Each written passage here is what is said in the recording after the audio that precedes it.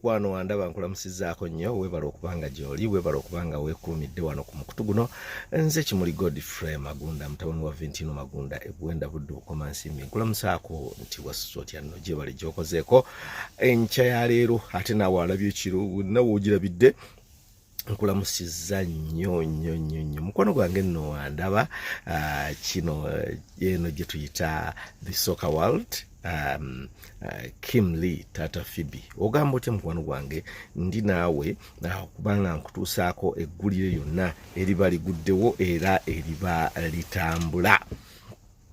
Wolabira bino kusooka byonna njagala kwebaza gwe atugoberera ate nenkujjukiza nti munnange weetaaga okufunayo akaploti, weetaaga okufunayo akataka ako ate tomala gakafunaafuna funa ploti nga yakyapa ngeri mu makubo matuufu. Bannaffe benkuzigirira beba 3 ways property consultants. In fact ne bw'oba olabye nze kennyini mbakutuusaako bulungi nnyo. 3 ways property consultants, they turn tenants into landlords. Kyebava bagamba nti naawe osobola okubeera landlord, salawo olwaleero, salawo kati. Balina ettaka, balina ploti ebitundu byonna ebyetoolodde Kampala okuviira ddala ku bukadde 5. Enguudo zonna eziyingira Kampala rather. Ate balina naawe ayagala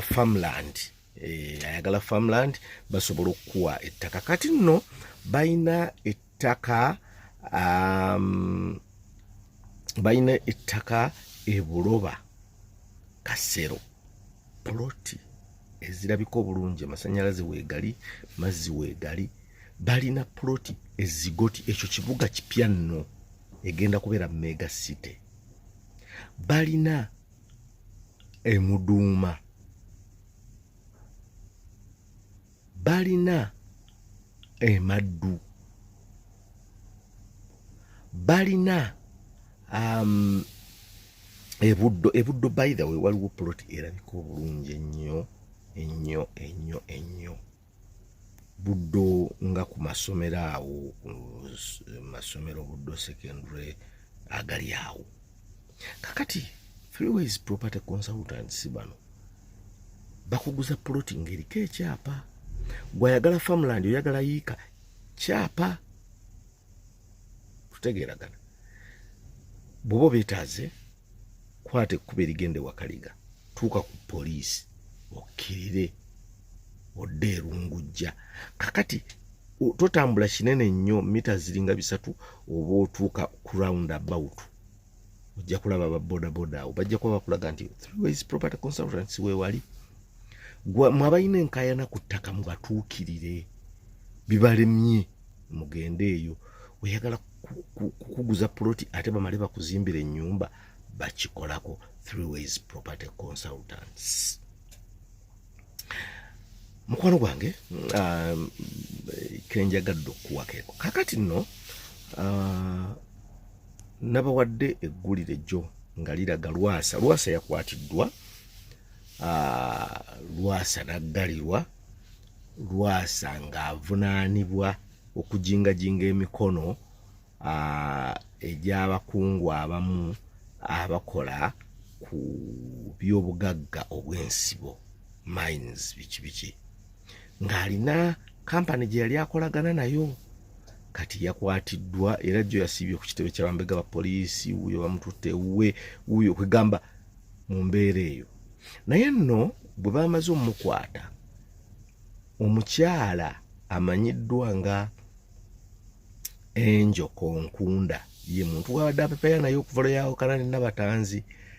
Enjo n'alyoka ajjayo embooko y'omukazi, embooko y'omusajja. Siriwalira muli mukazi ataleeta mbooko ya mukazi. Wamma Enjo n'alyoka ajjayo omwana mulenzi n'atugamba nti omwana omutuufu va kwoli, nze sigenda kuleekaana na muntu yenna, omutuufu mulina wuuno. N'amugjayo n'amutusabula mu maaso. Congratulations Angel. By the way, Angel alina bu video bungi bw'azaakola nga alinga atugamba nti tayina kyeyeeguya kati ku Lwasa yamuyita ow'amaalo n'amugamba tonkaabira tokola ki. Bw'ogenda ku peegi ye ya TikTok ayina obuntu bwe yakola kansooke nkuwa obwo nga sinnakuwa mbooko ye.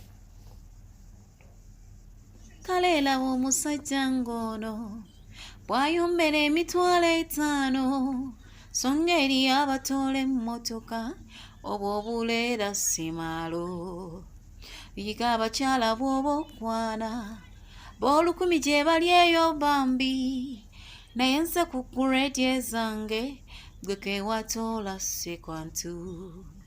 Nkwebazizza obutanywa bbiya kubanga tagula siringi 10 ne kuba kazeera kiyige abanyiriddo twese. Ebyo nga biwedde omuntu gwe sisabye weetemye kale ye gwe weetulumye okutte mu nsawo osinzira wakale gwe ssebo bonzerezaayo bbala.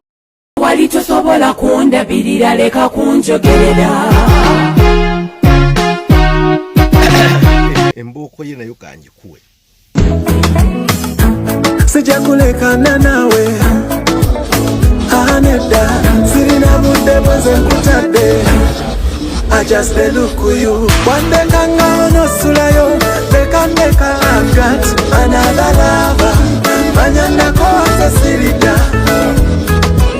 My love for you didn't matter. Bunny I've got another lover. Manyana koza sirida. One day kanga onosulayo ndeka I've got another lover. Manyana koza sirida. My love for you didn't matter. Bunny, I've got another lover. Manyana koza sirida.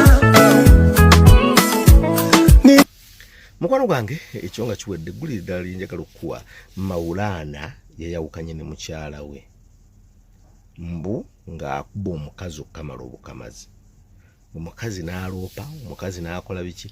Taata w'omuwala ono avuddeyo n'abaako ebigambo by'ayogera. Taata wa muwala wa muka Maulana avuddeyo n'abaako ebigambo by'ayogera. Njagala kubikukwasa si musanyufu.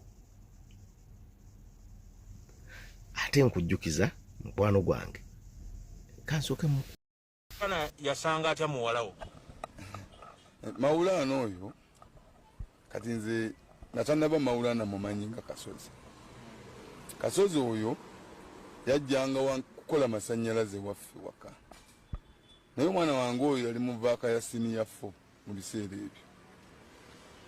Omwana oyo nagenda okulaba ng'atandise okutabuka atandise okukyankalana ne mukaka asome paka mu senior 6 nensasula sente zange eza senior 6 naye era ng'agisoma Maulana mutawaanya. Bw'amala senior 6 omwana oyo yayita bulungi yali asobogera n'akola koosi ya nursing kuba kye nali njagala agenda asome ku koosi ya nursing agende ng'ayongerezaako. Naye Maulana yalimba omwana wange n'amukakasa yagenda kuba naye amutwale asome ku university. Ne maaso gange yakyeyama omusajja oyo gw'olaba oyo Maulana. Naye ndabiddeawo nga mu myaka 4 Maulana azadde mwana wange abaana 3. Tikyambeerera kyangu kuba n'omwana natuuka okumubuuza ne mugamba mmwe temuteekawo ku gaapu yakuzaala abaana mugenda balabirira batya. Omwana natuuka okuŋŋamba nga ate ebyokulya bye bakozesa ate abikima wange. Ne mubuuza omwami sereebu n'okukola akola emirimu agikola n'amaanyi. Nsonga kye batuuseeko okubanga mu bbanga lino lyonna temunnaba kweteekateeka nga ne ssente azifuna agenda n'ebweru lwaki temugula ne muzimba. Nabuuza Maulana yaŋŋamba ayagala kuzimba era agenda kuzimba ye buli lunaku aba agenda kuzimba. Omulenzi oyo yajja ku kampani ewaffe nensobola n'okumuwa emmoloka nga njagala babeere bulungi baleme kutambuza abaana ku bigere. Naye nemmoka sigiraba. Omwana wange wuyo yakomyewo kati ali waka nze mbeera naye wegamba Maulana n'aba Maulana omugamba Maulana yeetereze. Singa Maulana abadde akyalina amagezi agazaala abaana nga n'omukazi ono awulira yamujja wange Maulana yandibadde akomawo n'awuliriza ebigambo bye nnamugamba omulundi gwe yasooka okujja nga batabuse n'omwana oyo.